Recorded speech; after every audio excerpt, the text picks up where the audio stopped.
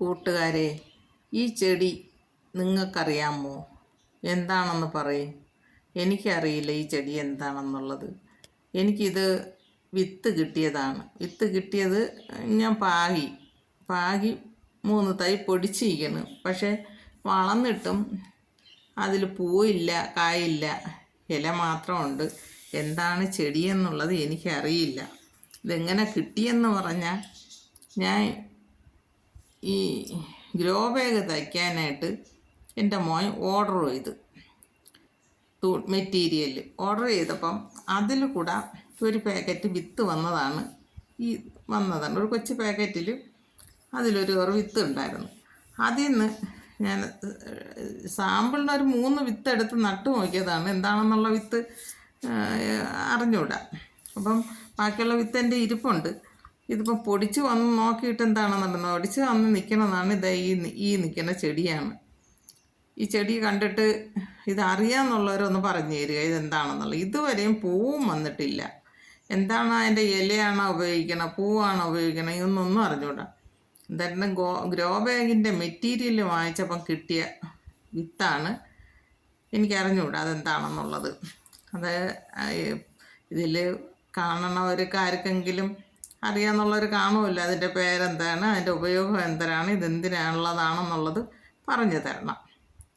പിന്നെ ഭയങ്കര മഴയായിരുന്നു. ഇന്നലത്തെ മഴയത്ത് കുറേ എൻ്റെ ചെടികളും മുളക് കണ്ട എല്ലാം ചാഞ്ഞിട്ടുണ്ട്. അത് മുളകൊക്കെ നേരത്തെ ഞാൻ കാണിച്ചെങ്കിൽ ഇപ്പം എല്ലാം എൻ്റെ പൊക്കത്തിനൊത്ത് വളർന്ന്. പിന്നെ എൻ്റെ ചെടികളെല്ലാം കടുത്ത വെയിൽ വന്നപ്പം വാടി നിന്ന്. ഇന്നലത്തെ അതിച്ച മഴയിൽ കുറേ പൂവെല്ലാം തൊഴിഞ്ഞു പോയി, ചാഞ്ഞും ഒക്കെയാണ് നിൽക്കുന്നത്. കണ്ട ജണ്ടുമല്ലിയുടെ അതാ നല്ല തഴച്ച് ധാരാളം പൂവ് വന്നത് എല്ലാം കൂടെ ഒടിഞ്ഞ് ഇതാ കിടക്കണം. അത് കാറ്റടിച്ചപ്പം കൊണ്ട് നല്ല വലിയ പൂവായിരുന്നു. അതിൻ്റെ വെയിറ്റും കൂടെ കൊണ്ട് എല്ലാം കൂടെ ഒടിഞ്ഞ് താഴെയായി. അത് പൂവും ഞാനും പറിച്ചില്ല. അതങ്ങനെ ഒരുപാട് പൂവുണ്ടായിരുന്നു, എല്ലാം ചാഞ്ഞ് കിടക്കുകയാണ്. ഒരു കയർ കെട്ടിയാണ് ഞാൻ നൂത്ത് വെച്ചിരുന്നത്. എന്നിട്ടും എല്ലാം ചാഞ്ഞ്. മുളകെല്ലാം ഒരാൾ പൊക്കം അല്ല, എന്നെക്കാളും പൊക്കമായി നമുക്ക് പറിക്കേണ്ട കണക്കിനൊന്നും നിൽക്കണം. പിന്നെ എൻ്റെ ചെടികൾ ഇതെല്ലാം നിൽക്കുന്നത് കണ്ടല്ല. പിന്നെ മുളക് ഞാൻ ഇന്നത്തെ വിളവെടുപ്പിന് ഞാൻ മുളക് പറിച്ച് ഇന്ന് ചന്തയ്ക്ക് കൊണ്ടുപോകാനുള്ള മുളക് പറിച്ച്. അപ്പോഴാണ് എൻ്റെ ചെടിയെ എല്ലാം കൂടെ വീഡിയോ എടുക്കാമെന്ന് കാണിച്ചത്. ഈ ചെടി എന്താണെന്ന് അറിയാൻ വേണമല്ലോ, അതുകൊണ്ടൊക്കെ കൂടെയാണ് ഇന്നത്തെ വീഡിയോ എടുത്തത്. ഇന്നത്തെ പാല് മുളക് കാച്ചിരിക്കുന്നത്. അല്ലാത്ത നമ്മളെ സാധാ മാലി മുളക് അതും ഉണ്ട്. പിന്നെ വെണ്ടയ്ക്ക അതുപോലെയാണ്. വെണ്ടേരൊക്കെ പൊക്കം 2 ആൾ പൊക്കം അല്ല, അത്രയ്ക്ക് പൊങ്ങിയിട്ടുണ്ട് പൊക്കം. ഇനി പറിക്കാനും വലിച്ച് ചാച്ചാണ് പറിക്കണത്, അത്ര പൊങ്ങിയിട്ടുണ്ട്.